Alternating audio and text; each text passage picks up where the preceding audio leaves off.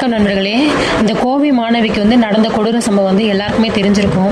ஆனால் இதை நோக்கி திரும்ப உள்ளே போக போக பத்திரிக்கைலாம் உள்ள போக பல திடுக்கிடும் தகவல்கள் வெளியாகுதுங்க. இதை பற்றி நம்ம இன்னைக்கு வீடியோவில் பார்க்க போகிறோம். அதுக்கப்புறமேட்டுக்கு இபிஎஸ் அவர்கள் என்ன கேட்டிருக்காரு அப்படின்னா, அந்த ஸ்பாட்லேயே இருந்திருக்கீங்க, அப்படி இருந்தும் அந்த மாணவியை மீட்க ஏன் உங்களுக்கு 4 மணி நேரம் டைம் தேவைப்பட்டிருக்கு அப்படின்னு சொல்லி அவரும் விளாசிச்சிருக்காங்க. அதை பற்றி நம்ம இன்னைக்கு வீடியோவில் பார்க்க போகிறோம்.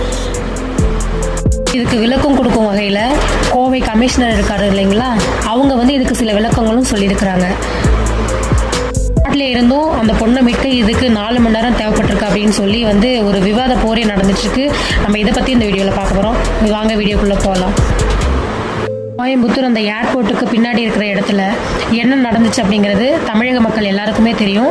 அதுவும் அந்த 21 வயது கல்லூரி மாணவி இருக்காங்க இல்லைங்களா, அவங்களுக்கு என்ன நடந்துச்சு அப்படிங்கிறது எல்லாருக்கும் தெரியும். கல்லூரி படிக்கிற 21 வயது மாணவி அவங்க நண்பரோட அங்கே உட்காந்து பேசிட்டு இருந்தாங்க. அப்போ அந்த 3 பேர் பாலியல் வன்கொடுமைக்கு ஆளாக்கிட்டு அந்த இடத்துலேருந்து தப்பிச்சு ஓடிட்டாங்க. அவங்க சதீஷ், காளி, குணா அப்படிங்கிற 3 பேரையும் போலீஸார் அவர்கள் சுட்டு பிடிச்சிருக்கிறாங்க. பிடிச்சி 6 பிரிவுகளுக்கு கீழே வழக்கு பதிவு பண்ணியிருக்கிறாங்க. இது எலெக்ஷன் வரப்போகிற டைம் வேறு இல்லைங்களா, அதனால எல்லாமே சிவியராக இருக்கும். ரொம்ப பெரிய இஷ்யூ. ஸோ அதுக்காண்டி 6 பிரிவு மேலே என்ன பண்ணியிருக்காங்கன்னா கேஸ் பதிவு பண்ணியிருக்கிறாங்க. இதுக்கு ஒரு பெரிய விஷயமா மாறி இருக்கு. இன்னைக்கு அந்த 3 பேர் அந்த காலில் குண்டடிப்பட்டு இருக்காங்க இல்லைங்களா, அந்த 3 பேர் கோவை அரசு மருத்துவமனையில் தான் அட்மிட் ஆயிருக்காங்க. ஹாஸ்பிட்டலுக்கே நேரில் வந்திருக்காரு நீதிபதி அவர்கள். சாதாரணமாக இல்லைங்க, 1 மணி நேரம் கிட்டத்தட்ட 1 மணி நேரம் என்ன பண்ணியிருக்காருன்னா விசாரணை பண்ணியிருக்காரு அந்த கைதிகள்கிட்ட.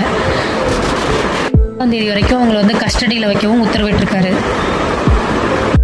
முன்னாடி வந்த தகவல்களுக்கு வேற மாதிரி இருந்துச்சு. ஆனால் இப்போ போக போக வர தகவல் ரொம்ப ஒரு ஆச்சரியமான விஷயமாகவும் இந்த மாதிரிலாம் நடக்குமா அப்படிங்கிற ஒரு ரேஞ்சில் போயிட்டு இருக்கு. நம்ம அதை தான் பார்க்க போகிறோம். மாதிரி தோழிகளுக்கோ சிஸ்டரோ நடக்கும்போது, அதுவும் படத்தில் பார்க்கும்போது கூட இந்த மாதிரி கூட்டு பாலியல் வன்கொடுமைக்கு ஆளாகிறாங்க அப்படின்னு நம்ம படத்தில் பார்க்கும்போதே நமக்கு ரொம்ப ரொம்ப பேனிக்காக இருக்கும்.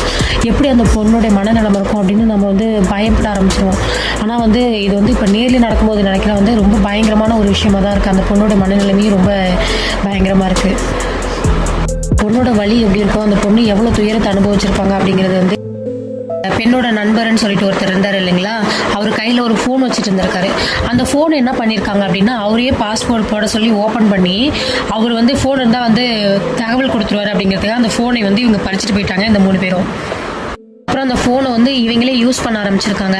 அப்புறம் அந்த மாணவி என்ன பண்ணியிருக்காங்க அப்படின்னா, அந்த சுவர் 6 அடி இருக்குதுன்னு சொல்கிறாங்க. அந்த 6 அடி சுவரை தாண்டி அந்த